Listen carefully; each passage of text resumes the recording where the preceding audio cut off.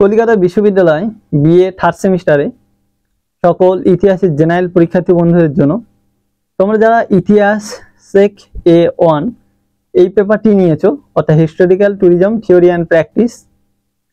তো আজকের এই পেপার উপর থেকে তোমাদের 50 নম্বরে যে একটি গুরুত্বপূর্ণ প্রশ্ন আছে যেটা তোমাদের পড়বে, সেই প্রশ্নটি তোমাদের সামনে তুলে হচ্ছি লাস্ট মিনিটে সাজানোর মধ্যে।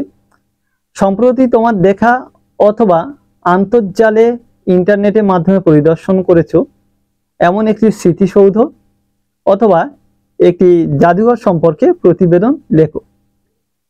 তো স্মৃতিসৌধ অথবা ঐতিহাসিক স্থান বলতেও পারে বা একটি জাদুঘর সম্পর্কে প্রতিবেদন লেখো। এই প্রশ্নটি তোমাদের 50 নম্বরের জন্য গুরুত্বপূর্ণ এবং শিওর আসবে যেহেতু, এবং এই 50 নম্বর লিখলে এখান থেকে অনেকটা নাম্বার তুলে নেওয়া যায়, 30-এর ঊর্ধ্বে 25-30 যে যেমন তুলে নিতে পারে। তো সেই জন্য এই জায়গাটা একটা বড় 5 নম্বর তোমাদের কিন্তু রয়েছে।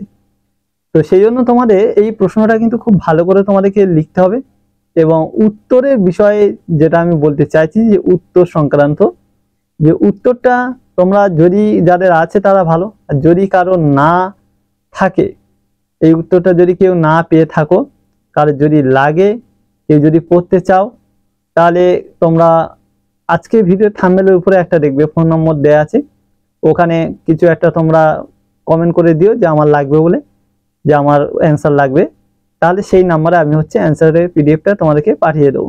পরীক্ষা যেহেতু এসে গেছে, এখন তোমরা এমনি স্ক্রিনের উপর দিলে লিখতেও পারবে না, তাই অ্যান্সারের পিডিএফটা পাঠিয়ে দেবো, যদিও ওটা হাতের লেখায় কিন্তু থাকবে। তো তোমরা পড়ে নিলে একবার অবশ্যই তোমরা তোমার দেখা একটি জাদুঘর সম্পর্কে প্রতিবেদনটা ভালো মতো লিখতে পারবে, তোমার নাম্বারটা অনেকটা পেয়ে যাবে ভালো। তো আজকের ভিডিও এইটুকুই তোমাদের বলার ছিল। তো তোমরা সেই অনুসারে কাজ করো এবং পড়ো ভালো করে।